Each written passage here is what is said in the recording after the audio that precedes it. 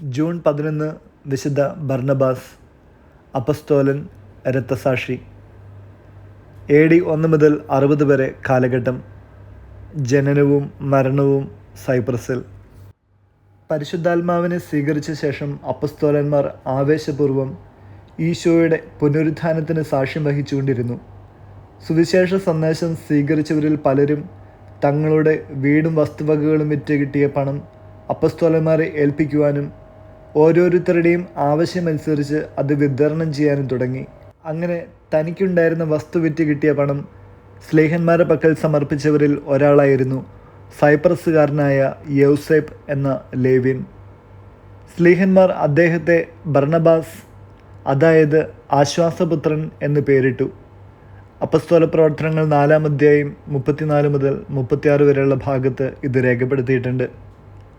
പൗലോസ് സ്ലീഹായുടെ മാനസാന്തരത്തിനു ശേഷം സ്ലീഹായോടൊപ്പം ബർണബാസ് വിജാതിയരുടെ ഇടയിൽ സുവിശേഷ പ്രചരണത്തിനായി നിയോഗിക്കപ്പെട്ടു.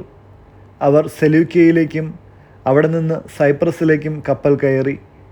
കുറേ കാലം അവർ യഹൂദരോട് പ്രസംഗിച്ചു.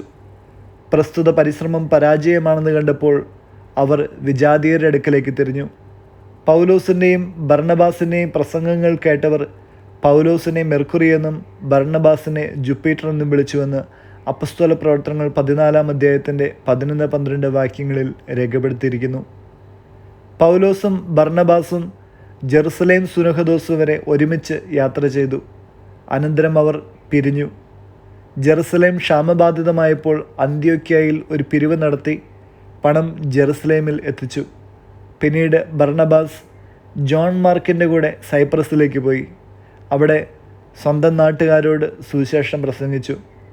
അവിടെ വച്ച് AD 61 മുമ്പ് ബർണബാസ് രക്തസാക്ഷിത്വ മകുടം ചൂടി.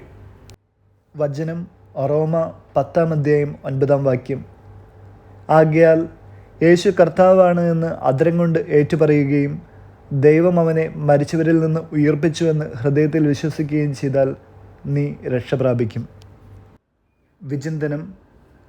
കൃത്യമായി പറഞ്ഞാൽ ബർണബാസ് ഒരു അപ്പസ്തോലനല്ല. എന്നാൽ സഭയുടെ പ്രവർത്തനങ്ങൾ മുന്നോട്ട് കൊണ്ടുപോകാൻ വേണ്ടി അപ്പസ്തോലന്മാരാൽ നിയോഗിക്കപ്പെട്ട, പരിശുദ്ധാത്മാവിനാൽ തിരഞ്ഞെടുക്കപ്പെട്ടവനാണ് ബർണബാസ്. അതുകൊണ്ടാണ് അദ്ദേഹത്തെ അപ്പസ്തോലൻ എന്ന് വിളിക്കുന്നത്. പൗലോസിൻ്റെ മാനസാന്തരത്തിന് ശേഷം അദ്ദേഹത്തെ മറ്റ് അപ്പസ്തോലന്മാർക്ക് സഭയ്ക്ക് പരിചയപ്പെടുത്തി കൊടുത്തതും ഈ ബർണബാസ് തന്നെയാണ്. പൗലോസിൻ്റെ പ്രേക്ഷിതയാത്രയിൽ കൂടെയുണ്ടായിരുന്നതും ബർണബാസ് തന്നെ. ജെറുസലേമിലെ ക്ഷാമവേളയിൽ പട്ടിണിപ്പാവങ്ങളെ ബർണബാസ് കഴിവുപോലെ സഹായിച്ചു. ആശ്വാസത്തിനായി കഴിയുന്നവർക്ക് ആശ്വാസദായകരാകുക ക്രിസ്ത്യൻ ചൈതന്യമാണ്. ബർണബാസ് നല്ലവനും പരിശുദ്ധാത്മാവിനാൽ പൂരിതനുമായിരുന്നുവെന്ന് നാം അപ്പസ്തോല പ്രവർത്തനങ്ങളിൽ വായിക്കുന്നു. അത്തരമൊരു സാക്ഷ്യം നേടുവാൻ നമുക്കും യത്നിക്കാം.